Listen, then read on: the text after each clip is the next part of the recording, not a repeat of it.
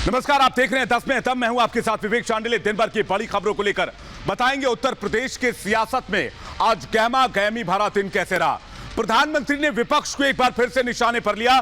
संविधान दिवस के कार्यक्रम से आखिर विपक्ष ने बॉयकॉट क्यों किया और परिवारवाद राजनीति लोकतंत्र के लिए कैसे खतरा है, यह भी आपको बताएंगे। उससे पहले आपको बता दें, रिपब्लिक भारत आपसे जुड़े हर एक मुद्दे की आवाज उठाता है, तो आप भी अपनी आवाज उठाएं और रखें अपने विचार कू ऐप पर। कू ऐप के यूजर्स के लिए हमारा आज का सवाल यह है, क्या आंदोलन में सियासत, कानून वापसी के बाद नई मांगों ने आंदोलन के सियासी चेहरे को बेनकाब कर दिया है? अभी डाउनलोड करें कू ऐप, रखें अपने विचार कू ऐप पर अपनी भाषा में, फॉलो करें रिपब्लिक भारत को, इस पोल में हिस्सा लें। पोल का रिजल्ट हम आपको इस बुलेटिन के अंत में दिखाएंगे, लेकिन सबसे पहले बातचीत करते हैं उत्तर प्रदेश की सियासत की। एक तरफ मोदी और योगी की जोड़ी है, तो दूसरी तरफ अखिलेश यादव भी अपना कुनबा लगातार बड़ा करने में जुटे हुए हैं। पहले जयंत चौधरी के साथ मुलाकात और अब चाचा शिवपाल के साथ आने की खबर।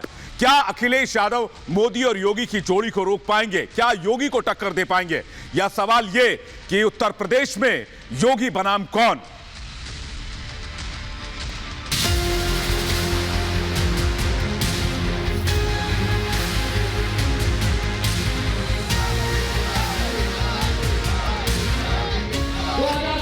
पहले प्रदेश की स्थिति बड़ी भयावह थी। इस सरकार ने ठोको राज चला रखा है, ठोको राज।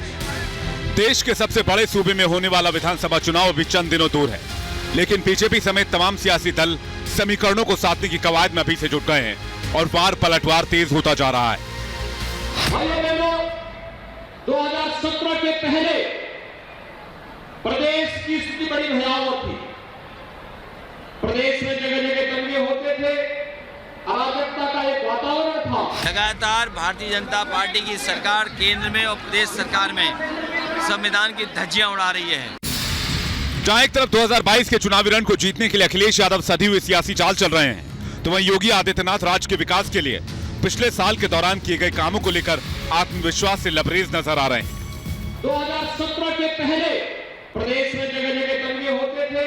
आज वो सरकार न केवल प्रदेश को दंगा मुक्त और भ्रष्टाचार मुक्त बनाने के लिए पूरी प्रतिबद्धता के साथ कार्य कर रही है। योगी आदित्यनाथ अयोध्या में सामूहिक विवाह में शामिल हुए। जनसभा को संबोधित करते हुए योगी आदित्यनाथ ने किसी पार्टी के नेता का नाम तो नहीं लिया, लेकिन उनके निशाने पर थे अखिलेश यादव। योगी आदित्यनाथ ने कानून व्यवस्था को लेकर यूपी पुलिस की पीठ थपथपाई, तो अखिलेश यादव ने योगी राज को ठोको राज कहकर बड़ा हमला बोल दिया। मथुरा में जिस तरीके के साथ बेटी के साथ जो घटना हुई है, इस सरकार ने ठोको राज चला रखा है, ठोको राज। जब प्रदेश में इतने बड़ी संख्या में डीजीपी आए, क्या समीक्षा की उन्होंने? क्या सरकार ने समीक्षा की? क्या यही समीक्षा की कि खुला छोड़ दो पुलिस को? किस तरीके से कानून व्यवस्था चौपट हुई उत्तर प्रदेश में? बीजेपी और सपा के बीच जारी सुबानी जंग के बीच मायावती ने दलित कार्ड खेलकर यूपी के महासमर में बड़े जंग का ऐलान कर दिया है। मायावती ने दलितों को सपा से सावधान रहने की नसीहत दी है, तो वहीं महंगाई को लेकर बीजेपी पर भी हमला बोल दिया है। देश में आए दिन गरीबी व महंगाई आदि भी काफ़ी ज़्यादा बढ़ रही है। इससे खासकर गरीब एवं मध्यम वर्ग के लोग बहुत ज़्यादा दुखी हैं व परेशान भी हैं, लेकिन केंद्र व राज्यों की सरकारें इसको कम करने के लिए हमें कतई भी गंभीर नज़र नहीं आ रही है। सपा जैसी उन पार्टियों से भी जरूर सावधान रहना चाहिए जिसने SC व ST का आरक्षण संबंधी बिल संसद में फाड़ दिया था। यूपी में चंद महीनों के अंदर ही विधानसभा चुनाव होने हैं। उससे पहले प्रदेश में सियासी जोड़-तोड़ की राजनीति अपने चरम पर है। लगातार हो रही मुलाकातों से नए नए समीकरण बन रहे हैं। हाल ही में अखिलेश और जयंत की मुलाकात की तस्वीर सामने आई थी। तस्वीर सामने आने के बाद अटकलें लगाई जाने लगी कि बीजेपी को मात देने के लिए आरएलडी और सपा साथ आने वाले। हालांकि इसकी सियासी तस्वीर अभी साफ नहीं है। इस बीच अखिलेश यादव ने अपने चाचा शिवपाल यादव की पार्टी के साथ गठबंधन पर मुहर लगा दी है। समाजवादी पार्टी का जो गठबंधन हो गया है, अब यही गठबंधन आगे चलेगा। एक दल और है, उसको छोटा दल है, उसको भी साथ ले लेंगे। हाँ, वही इस पर पहचान गए, समझ गए। सियासी गलियारों में कहावत मशहूर है कि दिल्ली का रास्ता उत्तर प्रदेश से होकर जाता है। इसलिए सियासी दलों ने इस सबसे बड़े सूबे की सियासी समर के लिए कमर कस ली है। दिन ब दिन सियासी हलचल तेज होती जा रही है। जारी जुबानी जंग संकेत है कि आने वाले समय में ये लड़ाई और तीखी होगी। Bureau report, Republic Bharat. एक तरफ उत्तर प्रदेश में सियासी समर अपने चरम पर है, तो दूसरी तरफ आज संविधान दिवस के मौके पर प्रधानमंत्री ने देश में राजनीति में खासकर परिवारवाद की चलन को लेकर निशाना साधा। संविधान दिवस का विपक्ष ने बॉयकॉट किया तो प्रधानमंत्री ने कहा कि यह मोदी का कार्यक्रम नहीं, यह देश का कार्यक्रम था, संविधान का कार्यक्रम था। विपक्ष ने संविधान और देश का बॉयकॉट किया।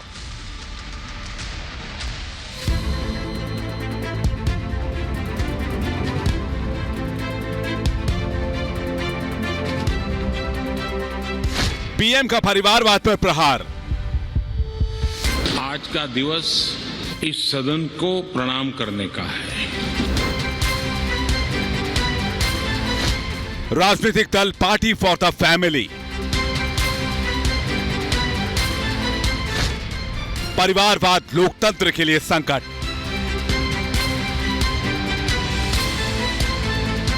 संविधान दिवस पर संसद के सेंट्रल हॉल में आयोजित कार्यक्रम में पीएम मोदी ने परिवारवाद को लेकर विपक्ष पर तगड़ा हमला बोला। पीएम ने कहा कि भारत एक ऐसे संकट की ओर बढ़ रहा है जो लोकतंत्र के प्रति आस्था रखने वालों के लिए चिंता का विषय है। भारत एक ऐसे संकट की तरफ बढ़ रहा है जो संविधान को समर्पित लोगों के लिए चिंता का विषय है, लोकतंत्र के प्रति आस्था रखने वालों के लिए चिंता का विषय है, और वो है पारिवारिक पार्टियां। पीएम मोदी ने कांग्रेस समेत उन सभी दलों पर सीधा प्रहार किया जो परिवारवाद को बढ़ावा देते हैं। पीएम ने बगैर नाम लिए कांग्रेस पर परिवारवाद को लेकर हमला बोला। कहा एक ही परिवार के इशारे पर पूरी पार्टी चलती है। राजनीतिक दल party for the family, party by the family,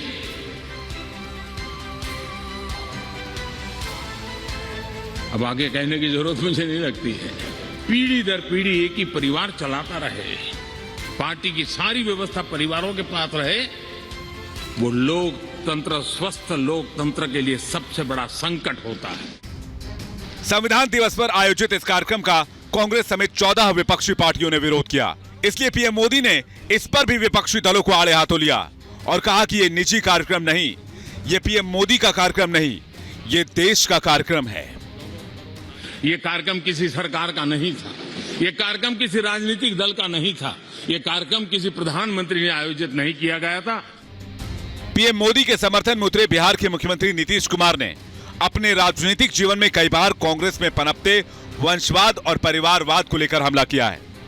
आज फिर नीतीश कुमार ने राहुल गांधी को परिवारवाद की देन बताया। कि लोग खुद को, अपने परिवार को, बाल बच्चे को, किसी को भी जो जगह पहुंचाते हैं तो उसका कोई मतलब है कि राजनीति से इसका कोई मतलब नहीं होना चाहिए। लेकिन आजकल कई दल इसी पर चले गए, तो आप समझ लीजिए कि अभी कुछ दिन के लिए भले ही वो रह जाएं, लेकिन कुछ समय के बाद उनका सर्वाइवल संभव नहीं होगा। संविधान दिवस के मौके पर पीएम मोदी ने परिवारवाद का मुद्दा उछालकर कांग्रेस को बेचैन कर दिया है।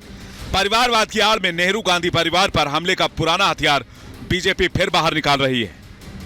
प्रियंका राहुल गांधी के मैदान में होने से बीजेपी के लिए ये मौका भी है और दस्तूर भी। Bureau report, Republic Bharat. संविधान दिवस के मौके पर प्रधानमंत्री देश के संसद को संबोधित कर रहे थे, तो दूसरी तरफ किसान आंदोलन में कृषि कानून की वापसी का भी प्रधानमंत्री ने प्रकाश पर्व के दिन ऐलान कर दिया। आज किसान आंदोलन को 1 साल पूरे हो गए, किसानों की मांग पूरी हो गई है, लेकिन जो लोग किसान के नाम पर सियासत करते हैं, जिनको अपना राजनीतिक भविष्य दिख रहा है, वो लोग किसानों को ढाल बनाकर अब अपना राजनीतिक भविष्य संवारने में लग गए हैं। इसलिए किसान आंदोलन अब खत्म होता नजर नहीं आ रहा।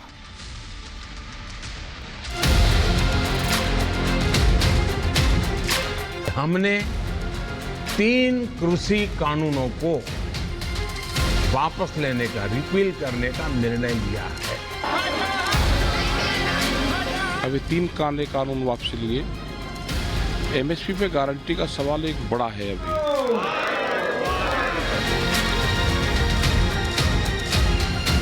फसल का रेट मिल जाए, हम अपने आप अपने घरों में जाएंगे। कि हम उसको लीगल तौर पे लेके जाएंगे। किसानों की जीत हुई, तीनों कानूनों को वापस लिया गया। जय जवान जय किसान, जय जवान जय किसान। मान गई सरकार, लेकिन क्या चाहें किसान?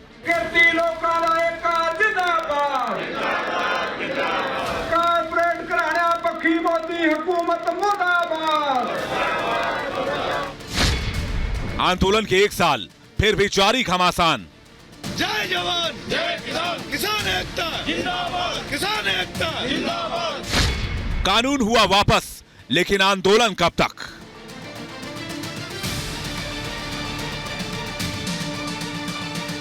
शरारत हो रही है और राजनीति तो अलग बात है, परंतु अब प्रधानमंत्री की अपील के बाद और प्रधानमंत्री जी के कहने के बाद कि हम फॉर्मूला रीअपील कर रहे हैं, कोई कारण नहीं बनता कि अब प्रोटेस्ट जारी रहे। सरकार तो मान गई, लेकिन तथाकथित किसान मानने को तैयार नहीं है। टिकैत के जिद ने एक बार फिर दिल्ली बॉर्डर पर बैरिकेडिंग की वापसी करा दी है। सरकार ने भले ही कृषि कानून वापस लेने की प्रक्रिया शुरू कर दी हो, लेकिन खुद को किसान कहने वाले लोग सड़कों पर डेरा डाल के अभी भी बैठे हुए हैं। इनके जो सेशन आ रहा है, इसमें हमारी यही है, हमें एमएसपी दे दे, फसल का रेट मिल जाए, हम अपने आप अपने घरों में जाएंगे। हम इसलिए बैठे हुए हैं कि हम उसको लीगल तौर पे लेके जाएंगे। प्रकाश पर्व के मौके पर पीएम मोदी ने बड़ा फैसला करते हुए तीनों कृषि कानून को वापस लेने का बड़ा ऐलान किया था। हमने 3 कृषि कानूनों को वापस लेने का, रिपील करने का निर्णय लिया है। पीएम मोदी के इस ऐलान के बाद उम्मीद की जा रही थी कृषि कानून के नाम पर आंदोलन कर रहे किसान आंदोलन को खत्म कर अपने अपने घरों को लौट जाएंगे, लेकिन ऐसा होता नहीं दिख रहा। खुद को किसान नेता बताने वाले राकेश टिकैत 6 और मांगों को आगे रखकर आंदोलन जारी रखने का ऐलान कर रहे हैं। जिन 6 मांगों की बात हो रही है उनमें एमएसपी को संवैधानिक दर्जा देना, बिजली संशोधन बिल की वापसी, पराली जलाने पर सजा का प्रावधान खत्म करना, किसानों के खिलाफ दर्ज केस वापस करना, आंदोलन के दौरान मरे हुए किसानों के लिए स्मारक बनवाना, गृह राज्य मंत्री अजय मिश्रा टेनी की बर्खास्तगी शामिल है। अभी 3 काले कानून वापसी लिए। एमएसपी पे गारंटी का सवाल एक बड़ा है, अभी उसमें भी सरकार बात कर ले। 750 किसान शहीद हो गए, उसके बारे में भी सरकार बातचीत शुरू कर रहा है। जाहिर है राकेश टिकैत ने आंदोलन की आड़ में सियासत चमकाने की पक्की प्लानिंग कर ली है। इसी प्लानिंग के तहत 27 नवंबर को संयुक्त किसान मोर्चा की बैठक होने जा रही है, जिसमें आगे की रणनीति तैयार की जाएगी। लेकिन इसके साथ ट्रैक्टर मार्च निकालने का फैसला कर सुरक्षा व्यवस्था को लेकर भी टिकैत बड़ी चुनौती खड़ी कर रहे हैं। ये आप देख सकते हैं यहाँ पर कतार लगनी शुरू हो गई है और ये बताया जा रहा है कि 29 तारीख को दिल्ली कूच किया जाएगा। अभी आप देखिए, जहां तक नजर जाएगी वहां तक ट्रैक्टर बड़ी संख्या में पहुंचते जा रहे हैं और बहुत सारे ट्रैक्टर अभी आने वाले हैं। राकेश टिकैत ने भी साफ कर दिया है कि वो पूरी तैयारी से दिल्ली कूच करेंगे और कानून वापसी के बाद भी एमएसपी को लेकर डटे रहेंगे। 29 नवंबर को किसान संसद की तरफ ट्रैक्टर रैली निकालने वाले हैं। ट्रैक्टर रैली को देखते हुए गाजीपुर बॉर्डर पर सुरक्षा बढ़ा दी गई है। लगातार हम सबसे यही अपील करते हैं कि कानून व्यवस्था को बनाए रखना ये हर नागरिक की जिम्मेदारी है और उसमें बनाए रखने के लिए सब लोग पुलिस और प्रशासन का सहयोग करें। किसी भी परिस्थिति में गैर कानूनी कोई भी एक्टिविटी या तरीका न करें। इससे पहले 26 जनवरी को किसानों ने ट्रैक्टर रैली निकाली थी, जिसने राजधानी दिल्ली की कानून व्यवस्था के लिए बड़ी चुनौती खड़ी कर दी थी। लेकिन एक बार फिर वैसी ही तैयारी कर टिकैत ने साबित कर दिया है कि उन्हें सुरक्षा के सवालों से कोई लेना देना नहीं, आम लोगों की दिक्कतों से कोई लेना देना नहीं। उन्हें मतलब है सिर्फ अपनी सियासत चमकाने से। 31 तारीख को ट्रैक्टर मार्च है, जो 30 ट्रैक्टर जाएंगे इस बॉर्डर से भी रास्ता खुला हुआ होगा, तो हम 30 ट्रैक्टरों के साथ में 500 लोग जाएंगे 29 तारीख को। आंदोलन के जरिए आप अपनी बातों को रख सकते हैं, लेकिन राकेश टिकैत आंदोलन को हथियार बना चुके हैं। पहले कृषि कानून और अब एमएसपी समेत 6 मांगों को लेकर किसानों को बरगलाने में जुटे हैं टिकैत, जिसमें विपक्षी पार्टियों का भी उन्हें बखूबी साथ मिल रहा है। जो भी इस देश का भला चाहते हैं, सबने इस आंदोलन का समर्थन किया, सबने दुआएं दी इसकी सफलता के लिए। सभी देशवासियों को मैं बधाई देना चाहता हूं। पीएम मोदी के ऐलान के बाद कानून वापसी की प्रक्रिया भी शुरू हो गई है। कैबिनेट की मुहर लगने के बाद शीतकालीन सत्र के पहले दिन यानी 29 नवंबर को कानून वापसी बिल संसद में पेश किया जाएगा। यानी सरकार ने 2 कदम पीछे हटते हुए किसानों की बात मान ली, लेकिन राकेश टिकैत वहीं खड़े हैं। एक बार फिर दिल्ली एनसीआर बंधक बनने को तैयार है। Bureau report, Republic Bharat.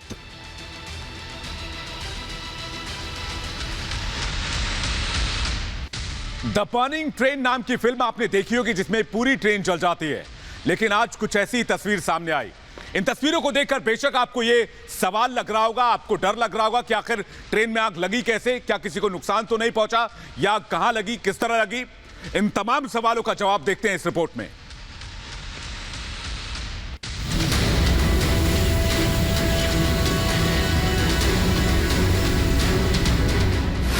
MP के मुरैना में द बर्निंग ट्रेन। ट्रेन की 2 बोगियों में भीषण आग, पल भर में खाक हो गई ट्रेन। इन तस्वीरों को देखकर किसी का भी दिल दहल जाए। यह हादसा कैसे हुआ, कैसे ट्रेन आग की लपटों में घिर गई, आपको पूरी जानकारी देंगे। उससे पहले जलती हुई इस ट्रेन की तस्वीरों को गौर से देखिए। चारों तरफ आग ही आग है, आसमान में दूर तक धुएं का गुबार है। जिसने भी ये तस्वीरें देखी वो हैरत में पड़ गया। हर किसी के जहन में एक ही सवाल था कि आखिर चलती ट्रेन में आग कैसे लग गई।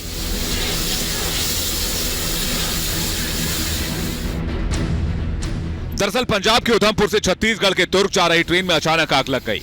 देखते ही देखते 2 बोगियां धुएं से घिर गई। अच्छी बात यह रही कि सभी यात्री समय रहते ट्रेन से बाहर निकल गए, इसलिए किसी के हताहत होने की खबर नहीं है। ट्रेन को मुरैना के पास हेतमपुर रेलवे स्टेशन पर रोका गया। फायर ब्रिगेड की गाड़ियां मौके पर पहुंची और काफी मशक्कत के बाद आग को काबू कर लिया गया। फिलहाल ताजा जानकारी के मुताबिक आग लगने की वजह का खुलासा नहीं हो पाया है। रेलवे की माने तो हेतमपुर स्टेशन से निकलते ही ट्रेन के A1 और A2 AC बोगी में आग लग गई। यात्रियों को सुरक्षित निकाला गया। इसके बाद ट्रेन के अगले हिस्से को अलग कर दिया गया। फिलहाल इस रूट पर रेल चालन सामान्य कर दिया गया है। Bureau report, Republic Bharat.